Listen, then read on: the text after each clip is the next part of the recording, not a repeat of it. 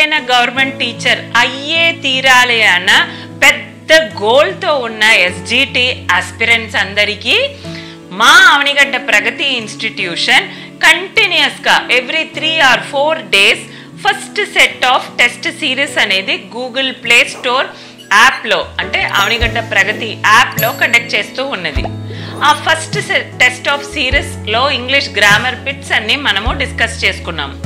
ఇప్పుడు second set of series అన్నమాట, అంటే ఈసీ టెస్ట్ అనేది కండక్ట్ చేశారు మొన్న. దాంట్లో ఉన్న ఇంగ్లీష్ గ్రామర్ బిట్స్ మనం డిస్కస్ చేసుకున్నాము. ఈరోజు డిఫికల్ట్ టెస్ట్ అనేది సెకండ్ టెస్ట్ అన్నమాట. సెకండ్ సెట్ ఆఫ్ టెస్ట్లో డిఫికల్ట్ టెస్ట్ అనేది సెకండ్ టెస్ట్. దాంట్లో ఉన్న ఇంగ్లీష్ గ్రామర్ బిట్స్ని మనము డిస్కస్ చేసుకుందాం. వీడియోలోకి వెళ్ళే ముందు మర్చిపోకుండా ఫ్రెండ్స్, ఎవ్రీ వీడియోలో నేను చెప్పేదే, మీరు ఎంతో కొంత నా వీడియో చూసి మీకు యూస్ఫుల్ అవుతుంది, బెనిఫిషియల్ అవుతున్నారు. అందుకని మీరు నాకు చేసే చిన్న సహాయం, మర్చిపోకుండా వీడియోని లైక్ చేసి చూడండి ఫ్రెండ్స్. సబ్స్క్రైబ్ చేసుకొని ఛానల్ చూడండి. సో మీరిచ్చే ఒక్క లైక్ ఎన్నో మంది ఆస్పిరెంట్స్కి యూట్యూబ్ ఫార్వర్డ్ చేస్తుంది.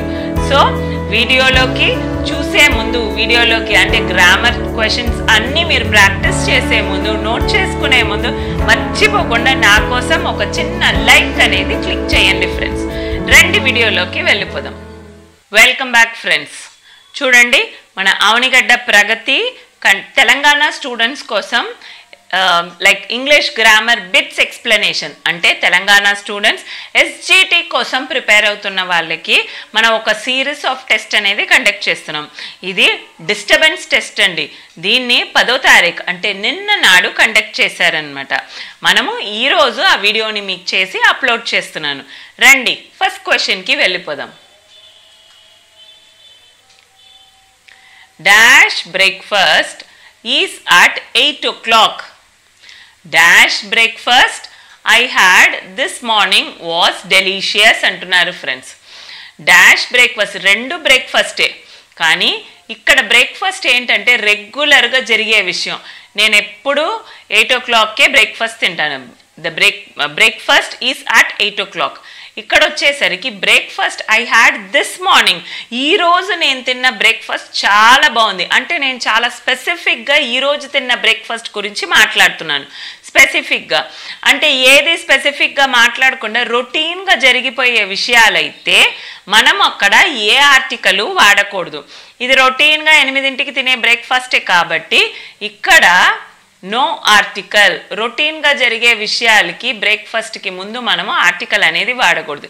కానీ అదే ఇది రొటీన్గా కాకుండా ఏదన్నా స్పెషల్గా ఉంటే బ్రేక్ఫాస్ట్ అనేది ఈరోజు స్పెషల్లీ అది చాలా డెలిషియస్గా ఉంది అంటున్నారు.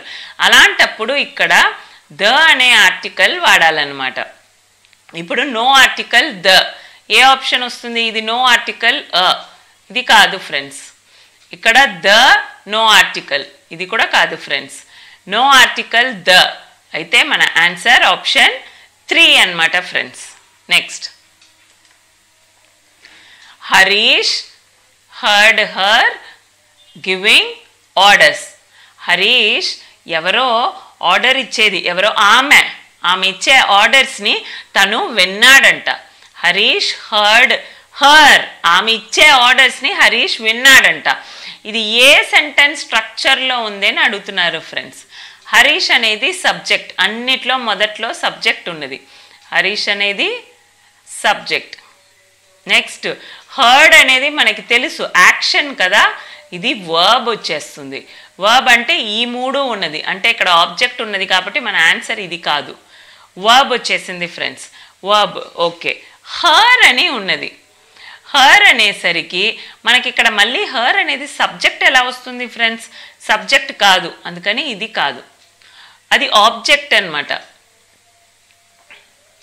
So 3rd option 4th option ఆబ్జెక్ట్లో ఉంది. ఓకే, ఇప్పుడు మనకి అసలు ట్విస్ట్ ఇక్కడ ఉంది. గివింగ్ ఆర్డర్స్, గివింగ్ ఐఎన్జీ ఉన్నది. గివింగ్ అనేది వర్బ్ పక్కన ఐఎన్జీ ఉన్నది కాబట్టి దీన్ని ఏమంటాం ఫ్రెండ్స్? మనం గివింగ్ అనడాన్ని మనకి ఇన్ఫినిటివ్ ఫామ్ ఆఫ్ వర్బ్ అంటాం కదా. Infinitive form of a verb.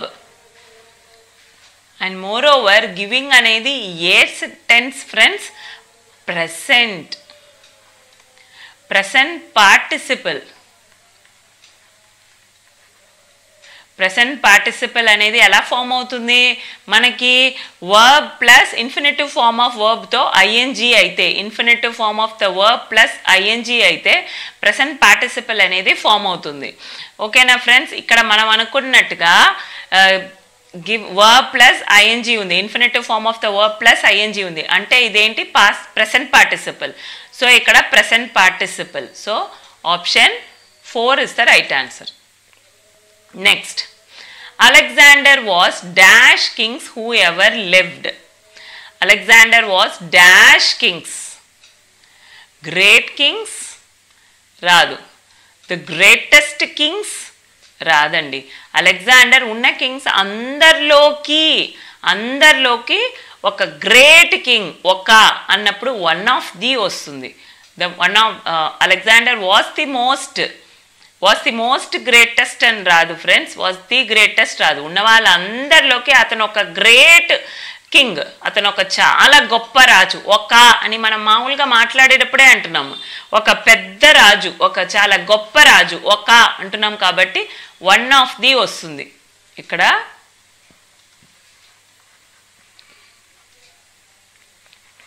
One of the greatest వస్తుంది ఫ్రెండ్స్. ఇక్కడ మీరు నోట్ చేసుకోండి, మనం ఎప్పుడైతే వన్ ఆఫ్ ది వాడామో, వన్ ఆఫ్ ది అండ్ ఇక్కడ సూపర్లేటివ్ డిగ్రీ వాడామో, దీని తర్వాత ప్లూరల్ ఫామ్ అనేది రావాలి, ప్లూరల్ నౌన్ అనేది రావాలి ఫ్రెండ్స్. దయచేసి నోట్ చేసుకోండి. మనం ఇక్కడ వన్ ఆఫ్ ద అనేది వాడి ఇక్కడ superlative form of the degree, superlative degree వాడినప్పుడు దీని తర్వాత వచ్చే నౌన్ డెఫినెట్లీ ప్లూరల్ నౌన్గానే ఉండాలి. అది చెక్ చేసుకోండి మీరు. So the correct option is number 2. Next friends, 62nd question. Choose the word that has almost the same meaning as the underlined word. ఇక్కడ underline చేసిన వర్డ్కి సేమ్ మీనింగ్ ఉన్న వేరే ఒక వర్డ్ ఏంటి అని అడుగుతున్నారు. I help them to assemble the different parts. నేను వాళ్ళకి పార్ట్స్ అన్నీ అసెంబుల్ చేయడానికి హెల్ప్ చేశాను అంటున్నారు.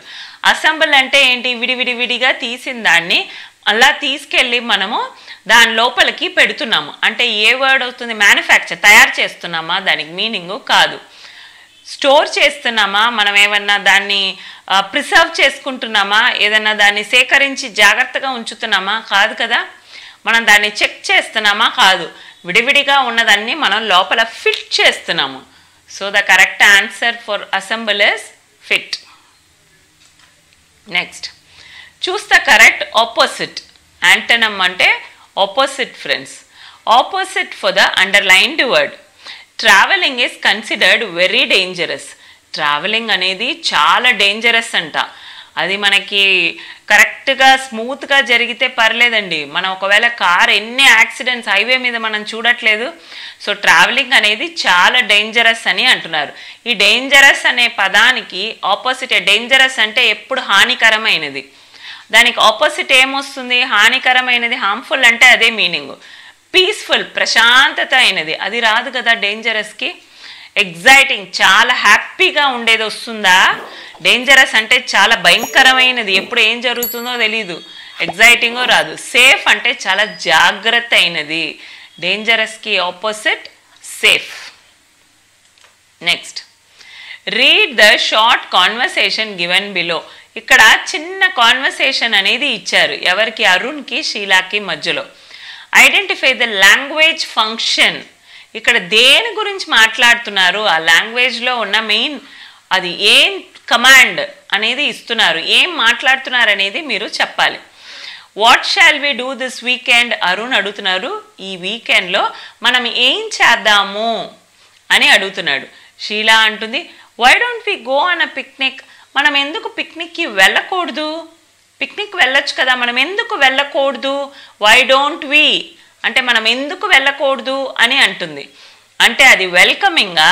కాదు కదా. We are not welcoming anything. మనం ఎవరినైనా ఇన్వైట్ చేస్తున్నామా? ఇన్వైట్ చేయడమా పిక్నిక్కి? కాదు కదా. మనం సజెస్ట్ చేస్తుందా? తన సలహాని చెప్తుందా?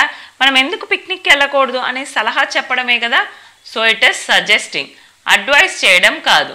సో ఇక్కడ లాంగ్వేజ్ ఫంక్షన్ ఏంటి? Suggesting. Next, choose the correct word to complete the sentence. ఇక్కడ ఈ సెంటెన్స్ అనేది కంప్లీట్ అవ్వాలంటే ఇక్కడ ఒక యాప్ట్ వర్డ్ అనేది ఫిట్ అవ్వాలి. He apologised. అపాలజీ అంటే సారీ అడగడం. ఫర్ బీయింగ్ లేట్, లేట్గా వచ్చినందుకు తను సారీ అడిగాట, క్షమాపణ అడిగాట. అంటే లేట్గా వచ్చినందుకు, to late, to being late రాదు, on being late of being late కాదు. వస్తే ఫార్ రావాలి, లేకపోతే ఆన్ రావాలి. ఇక్కడ ఫార్ అనేది, ఇక్కడ ఫార్ అని వస్తుంది, సమ్ టైమ్స్ టు కూడా వస్తుంది ఫ్రెండ్స్. టు ఎక్కడ వాడతారంటే, ఇక్కడ టు రాదు, బట్ టు అనేది కూడా అపాలజీతో పాటు వాడచ్చు ఫ్రెండ్స్. అపాలజీ అనే వర్డ్తో పాటు టు కానీ ఫార్ కానీ వాడచ్చు. కానీ టు ఎక్కడ వాడతామంటే there is a receiver of action. అంటే మనం ఏ యాక్షన్ అయితే చేస్తున్నామో దాన్ని రిసీవ్ చేసుకుంటానికి ఎవరైనా ఒక వ్యక్తి ఉంటే, మనం ఏ యాక్షన్ చేస్తున్నామో లేట్గా వెళ్ళడం అనేది మనం ఇక్కడ చెప్పిన యాక్షన్, దాన్ని రిసీవ్ చేసుకుంటానికి వేరే వ్యక్తి ఎవరైనా ఉంటే అప్పుడు టు వాడాలి. లేకపోతే మనము ఫార్ అనేదే వాడాలి. ఫార్ అనేది ఏంటి ఫ్రెండ్స్? మనకి ఏదన్నా పర్పస్, ఏదన్నా ఒక కారణం, ఆ యాక్షన్కైనా కారణం చెప్తున్నప్పుడు ఫార్ అనేది మనము వాడాలి. టు అనేది there is a receiver of action. పక్కన మనం ఏ యాక్షన్ అయితే చేస్తున్నామో అది రిసీవ్ చేసుకునేందుకు రిసీవర్ ఎవరైనా ఉంటే వాళ్ళని టు అనాలి ఫ్రెండ్స్. లేకపోతే ఏ కారణంతో మనం ఆ పని చేస్తున్నామో అది ఫార్ అని అంటారు. ఇప్పుడు లేట్ అయిన దానికోసం నేను అపాలజీ, క్షమాపణ అడుగుతున్నాం. లేట్ అవ్వడానికి పర్పస్, అపాలజీ అడగడానికి కారణం ఏంటి, నేను క్షమాపణ అడగడానికి కారణం ఏంటి, లేట్ అన్నందువల్ల. సో కారణం గురించి, పర్పస్ గురించి చెప్తుంది కాబట్టి ఇక్కడ ఫార్ అనే ప్రపోజిషన్ వాడాలి. Next, if it had rained well, ఒకవేళ బాగా రెయిన్, వర్షాలు అనేది పడుంటే the farmers dash bicycle is an example of happy. Okay, ఇక్కడికి వచ్చేసరికి ఇది ఏ క్లాస్ అని అడుగుతున్నారు. The farmers would have been happy అని అనొచ్చు ఫ్రెండ్స్. ఓకే, మనం చూద్దాం ఏది వస్తుందని. If it had rained well, it had అని ఉన్నది. ఇక్కడ మీరు క్లాస్ అని అన్నారు కాబట్టి మనం ఇక్కడ ఇది థర్డ్ కండిషనల్ క్లాస్ అనేది మనం వాడాలి ఫ్రెండ్స్. థర్డ్ కండిషనల్ క్లాస్ అనేది వాడాలి. ఎందుకంటే present situation, if it had rained well the farmers would have been happy. ఒకవేళ వర్షం బాగా పడి ఉంటే ఫార్మర్స్ చాలా సంతోషపడేవాళ్ళు అంటున్నారు. మనకి ఇక్కడ here third conditional clause is use to explain. ఈ థర్డ్ కండిషనల్ క్లాస్ అనేది ప్రెసెంట్ సర్కమ్టాన్సెస్, ఇప్పుడున్న సిచ్యువేషన్కి పాస్ట్ సిచ్యువేషన్ వేరేలాగా ఉంటే మనం అక్కడ థర్డ్ కండిషనల్ క్లాస్ అనేది వాడాలి. ప్రెసెంట్ సిచ్యువేషన్కి పాస్ట్ చాలా డిఫరెంట్గా ఉన్నది. పాస్ట్లో ఏంటి, వర్షం పడి ఉంటే ప్రెసెంట్ ఫార్మర్స్ చాలా హ్యాపీగా ఉండేవారు, అది వాళ్ళు చెప్పొచ్చే అర్థం. ఒకవేళ పాస్ట్లో వర్షాలు బాగా పడి ఉంటే ఈ హ్యాడ్ రెయిన్డ్ అనేది పాస్ట్ ఫ్రెండ్స్. ఈ ఫార్మర్స్ అనేది ఇక్కడ మనం యాక్చువల్లీ మనకి ప్రెసెంట్ టెన్స్ వాడాలి. ప్రెసెంట్లో జరిగేది పాస్ట్లో వర్షం పడి ఉండుంటే ఇప్పుడు వాళ్ళు హ్యాపీగా ఫీల్ అయ్యి ఉంటారనమాట. ఓకే, సో మనం పాస్ట్లో జరిగిన విషయాన్ని ప్రెసెంట్లో మెన్షన్ చేసేటప్పుడు ఇక్కడ థర్డ్ కండిషనల్ క్లాస్ అనేది వాడాలి. అంటే ఏంటి మేడం థర్డ్ కండిషనల్ క్లాస్ అంటే? పాస్ట్ పర్ఫెక్ట్ వాడి అంటే పాస్ట్ పర్ఫెక్ట్ అంటే హ్యాడ్ ప్లస్ పాస్ట్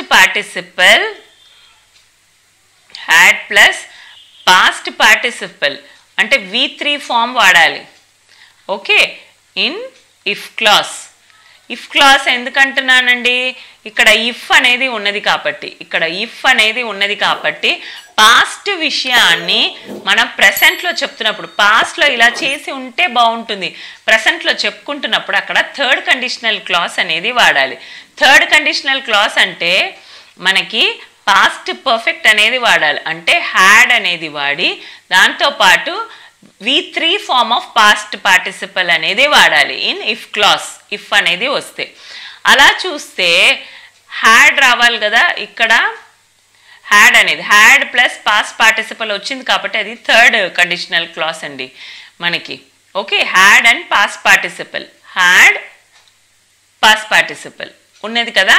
అందుకని ఇప్పుడు ఏది వాడాలి మనకి? పాస్ట్లో ఉన్నాయి కాబట్టి విల్ హ్యావ్ బీన్ ఫ్యూచర్లో మెన్షన్ చేయదు.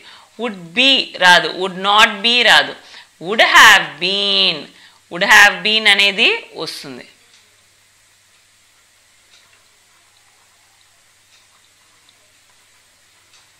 పర్ఫెక్ట్ ఉంది కాబట్టి మనం హ్యావ్ బీన్ అనేది వాడాలి.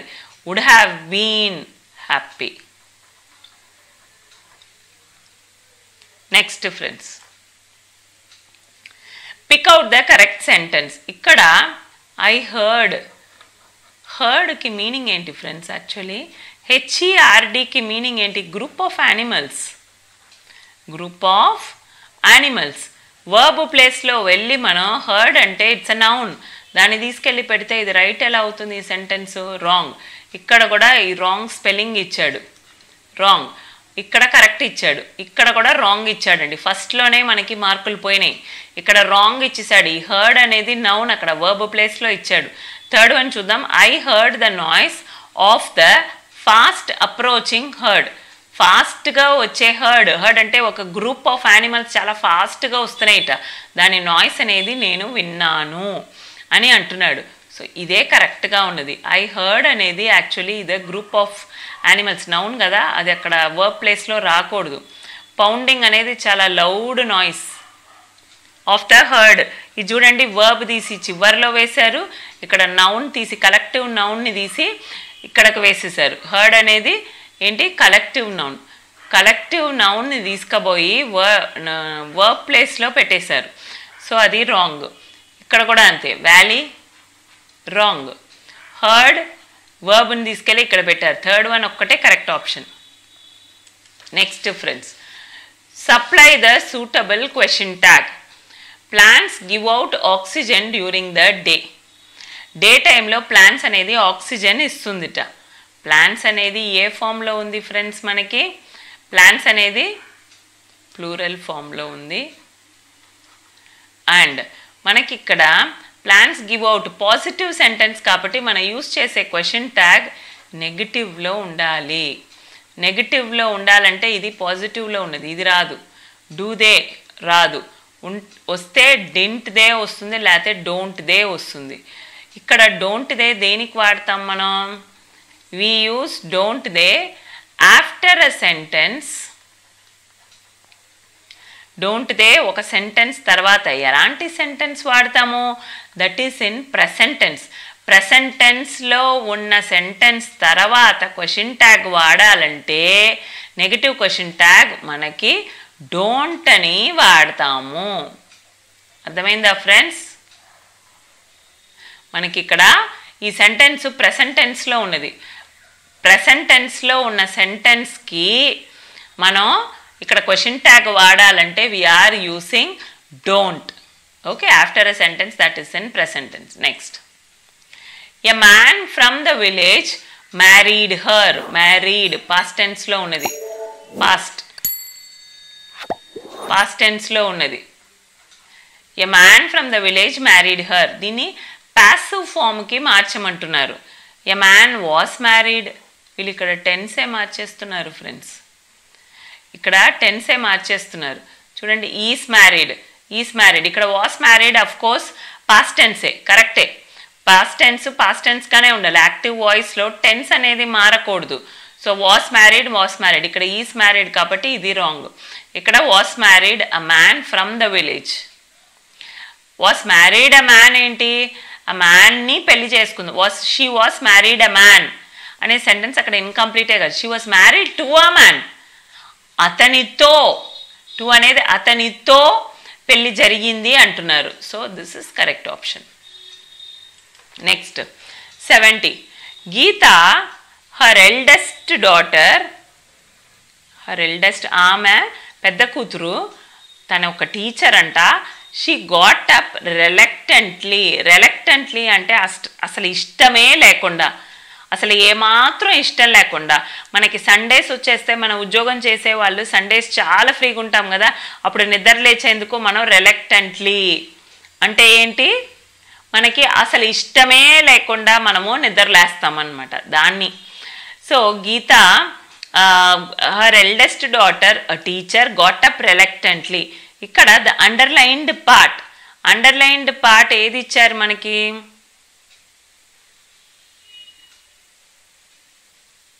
గీత her eldest daughter a teacher got up reluctantly అన్నారు. ఇక్కడ ద అండర్లైన్డ్ పార్ట్ ఇస్,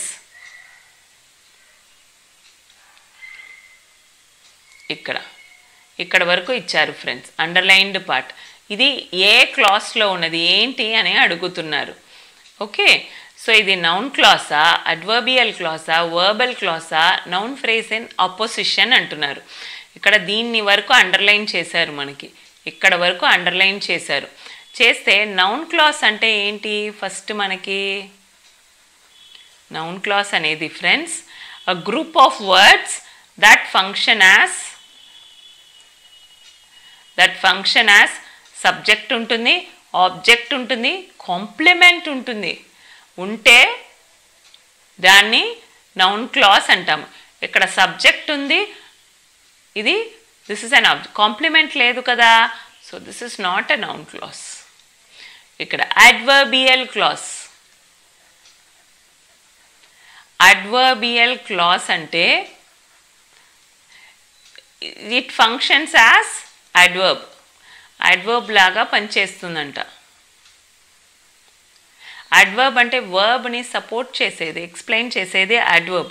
ఈ పర్టికులర్ అండర్లైన్లో అడ్వర్బ్ ఎక్కడుందండి, అసలు వర్బే లేదు, అసలు అడ్వర్బ్ ఎక్కడ ఉంటుంది, మనకి వర్బ్ ఇక్కడుంది, గాట్ అప్ అనడం, రెలక్టెంట్లీ ఈజ్ అన్ అడ్వర్బ్, ఇది అడ్వర్బ్ అవుతుంది. ఈ అండర్లైన్ చేసిన పార్ట్లో అడ్వర్బ్ లేదు, so this is not an adverb phrase. Next a verbal phrase,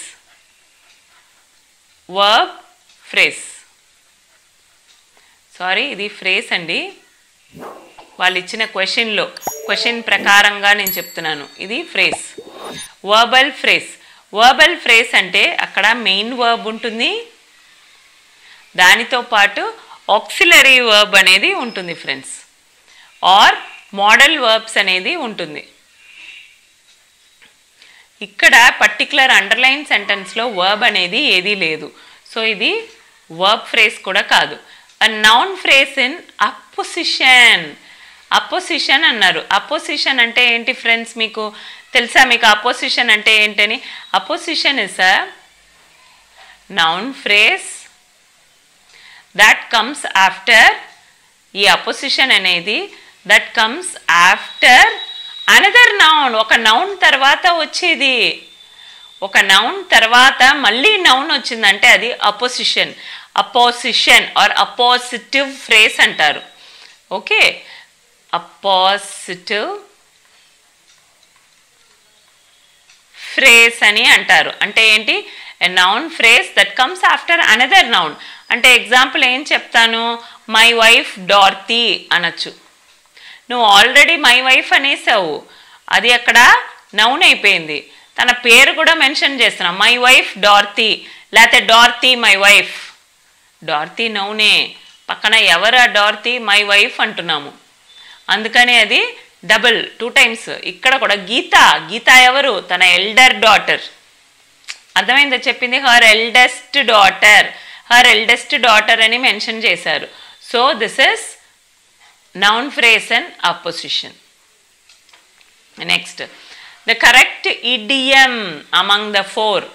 చూస్తే thorn in body, thorn in chest, thorn in foot. thorn అంటే ముళ్ళు అనేది పాదాల్లో ఉంటుందా, బాడీలో ఉంటుందా, చెస్ట్లో ఉంటుందా అంటే ఇక్కడ ఇడియంకి మీనింగ్ thorn in flesh అంటే a person రిపీటెడ్లీ, అసలు రిపీటెడ్లీ మన వద్దన్న పని మనకు కావాలని చేస్తూ ఉంటే, రిపీటెడ్లీ కాసెస్ ప్రాబ్లం, మీకు సమస్య వచ్చేలాగానే చేస్తున్నాడంటే causes problem or annoys for someone. Annoys అంటే చాలా ఇరిటేట్ చేయడం, విసిగించడం. మనకి ప్రాబ్లమ్స్ ఇస్తూ ఉంటే కంటిన్యూస్గా దాన్ని థార్న్ అండ్ ఫ్లెష్ అంటారు. So this is the correct option. Next ఒక పారాగ్రాఫ్ ఇచ్చారండి, దాంట్లోంచి క్వశ్చన్ అడిగారు. English like any other language is easy to learn with use. మన రోజు వాడకంలో మనం ఇంగ్లీష్ వాడుతున్నామంటే చాలా ఈజీ లాంగ్వేజ్ అంట మిగతా లాంగ్వేజ్ లానే. Especially when it is at a young age. చాలా చిన్నప్పుడే ఇంగ్లీష్ నేర్చుకున్నామంటే, రోజు మన వాడకంలో ఇంగ్లీష్ అనేది వాడుతున్నామంటే, పెద్ద అయిన తర్వాత ఇంగ్లీష్ అనేది that's a very official language. చాలా ఫ్లూయెంట్గా మన ఓన్ మాతృభాషలాగా వచ్చేస్తుంది. బట్ ద యూస్ ఎంటైల్స్ అంటే ఆ ఇన్వాల్వ్మెంట్. బట్ ద యూస్ మన ఇంగ్లీష్ లాంగ్వేజ్ని యూస్ చేస్తున్నప్పుడు involves a natural exposure of the child. మనం చిన్నప్పుడే చిన్నపిల్లలకి యంగ్ స్కూల్ స్టేజ్లో ఉన్నప్పుడే ఇంగ్లీష్ మాట్లాడడం రోజు అనేది అలవాటు చేస్తే అదేమైపోతుంది, తనలో ఉన్న న్యాచురల్ ఎక్స్పోజర్ అయిపోతుంది.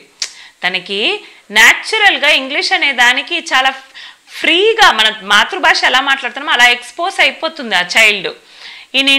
ఇండియాలో English learning and fluency, English language నేర్చుకోవడమును చాలా ఫ్లూయెంట్గా మాట్లాడడం, చాలా ఫ్రీగా అసలు ఏమాత్రం తప్పులు లేకుండా మాట్లాడడం would be possible when at home and at school. ఇంట్లోనూ స్కూల్లో ఉన్నప్పుడు మాత్రమే పాసిబుల్ అంట. The child is expose to the use of language when such conditions prevail. ఆ చైల్డ్ అనేది ఏంటి, ఎప్పుడైతే ఆ లాంగ్వేజ్ని కంపల్సరీ వాడే తీరాలన్న కండిషన్స్ ఎప్పుడు వస్తుంది, ద చైల్డ్ పిక్సప్, అది ఎప్పుడైతే వస్తుందో అప్పుడు the child pickup fluency. Compulsory ఇంట్లోనూ స్కూల్లోనూ ఇంగ్లీష్ మాట్లాడడం అనేది ఒక కండిషన్ లాగా, ఒక రూల్ లాగా పెట్టేశామంటే ఆ చైల్డ్ ఆటోమేటికలీ బాగా ఫ్లూయెంట్గా పికప్ అయిపోతారు. వాళ్ళకి అన్కాన్షియస్ యూస్, తనకి తెలియకుండానే తను నార్మల్గా మాట్లాడుతున్నప్పుడు ఇంగ్లీష్ వచ్చేస్తుందిట. In fact there is no psychological differentiation between English as a foreign language and other languages spoken in India. సైకలాజికల్గా మనం ఇంగ్లీష్ అనేది ఫారిన్ లాంగ్వేజ్, మన ఇండియాలో మాట్లాడే మన మాతృభాష మనం మిగతా లాంగ్వేజెస్కి సంబంధించింది కాదు అనేది అలాంటి తేడాలే లేదండి. ఇంగ్లీష్ చైల్డ్ డెవలప్ అవ్వాలి, కమ్యూనికేషన్ స్కిల్లో ఉంటే రెగ్యులర్గా ఇంగ్లీష్ అనేది వాడాలి అంటున్నారు, రోజు మాట్లాడాలి అంటున్నారు. ఇప్పుడు the passage is about acquisition of English, ఎలా నేర్చుకోవాలి, ఇంగ్లీష్ అనేది ఎలా మనం పొందాలి మనకి ఇన్ ద వరల్డ్ గురించి చెప్తున్నారా, ఇండియా గురించి చెప్తున్నారా? ఐ థింక్ ఇండియా గురించే చెప్తున్నారు. Next, the psychological differentiation between English and foreign language and other languages spoken in India.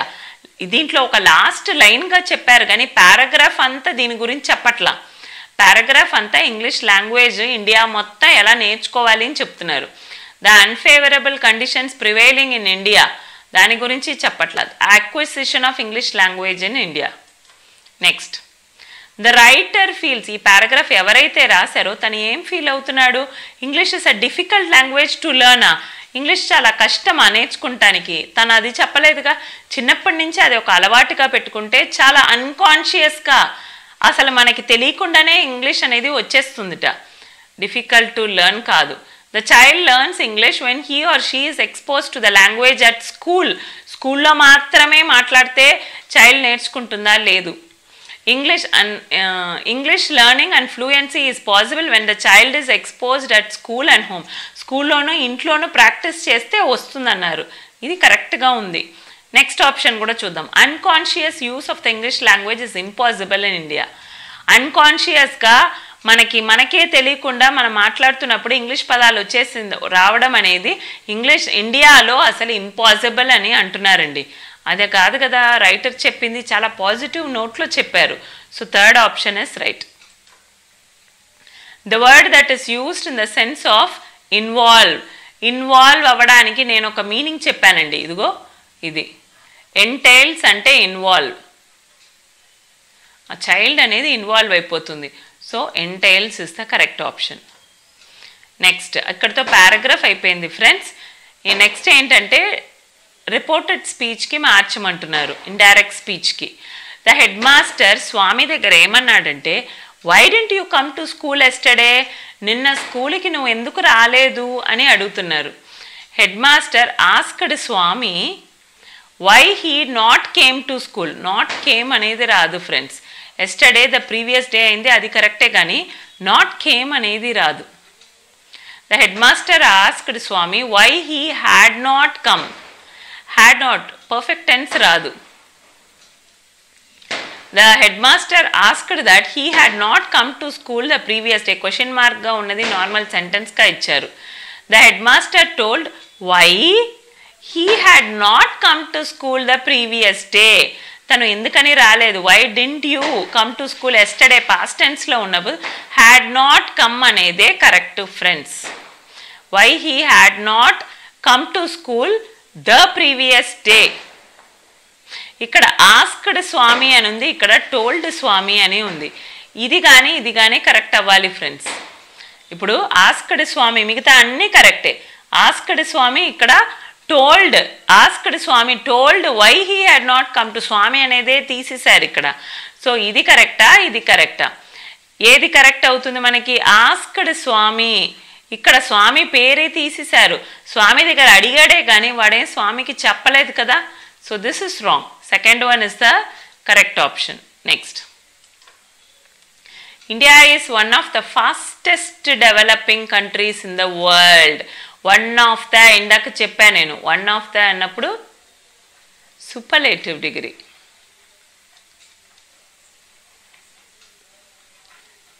Superlative degree.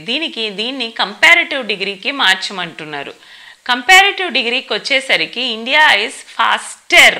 ఇక్కడ దేంట్లోనూ మోస్ట్ ఫాస్టర్, మోర్ ఫాస్టర్ అని వచ్చింది. యాజ్ ఫాస్ట్ యాజ్ అంటే ఇది పాజిటివ్ డిగ్రీ, ఇది రాదు. మోస్ట్ ఫాస్ట్ సూపర్లేటివ్ రాదు. మోర్ ఫాస్ట్ రాదు. Fastest అయితే ఫాస్టర్ అవుతుంది. Faster, developing, than many other అని ఇచ్చాడు. దాన్ మెనీ అదర్ ఎక్కడ వాడతాం friends?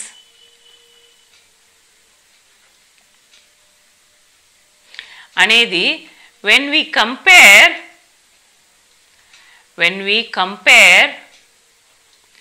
singular noun with plural noun అయితే అక్కడ మనం than many other or any other అనేది వాడతాము. when we compare singular noun with plural noun, singular నౌన్ని ప్లూరల్ నౌన్తో కంపేర్ చేస్తే ఆ ప్లేస్లో దాన్ మెనీ అదర్ అని వస్తుంది. ఇక్కడ ఇండియా అనేది సింగులర్ నౌన్, ఇది సింగులర్ నౌన్. కంట్రీస్ అనేది ప్లూరల్ నౌన్. సో సింగులర్ నౌన్ని ప్లూరల్ నౌన్తో కంపేర్ చేస్తే దాన్ మెనీ అదర్ వస్తుంది. So the correct option is number 2. ఇక్కడితో మనకి డిఫికల్ట్ టెస్ట్లో ఉన్న క్వశ్చన్స్ అనేది పూర్తయిపోయింది friends. Thank you for watching. మర్చిపోకుండా వీడియోని లైక్ చేయండి, సబ్స్క్రైబ్ చేసుకొని ఛానల్ చూడండి ఫ్రెండ్స్. నా వీడియోస్, నా క్వశ్చన్స్ ప్రతి ఒక్కటి మీకోసం జాగ్రత్తగా అవనిగడ్డ ప్రగతి యాప్లో చేసిన క్వశ్చన్స్ అన్నీ నేను జాగ్రత్తగా చూసుకొని మీకోసం వాళ్ళు ఇచ్చిన ఆన్సర్స్ అన్ని క్రాస్ చెక్ చేసుకొని ఆ తర్వాత మీకు నేను అందిస్తున్నాను ఫ్రెండ్స్. సో చాలామంది డౌట్స్ అడుగుతున్నారు. డౌట్స్ అడిగినా కూడా నేను 1కి 2 క్రాస్ చెక్ చేసుకొని ఆ తర్వాత మీకు నేను ఇక్కడ ఆన్సర్స్ అనేది కన్ఫర్మ్ చేస్తున్నాను ఫ్రెండ్స్.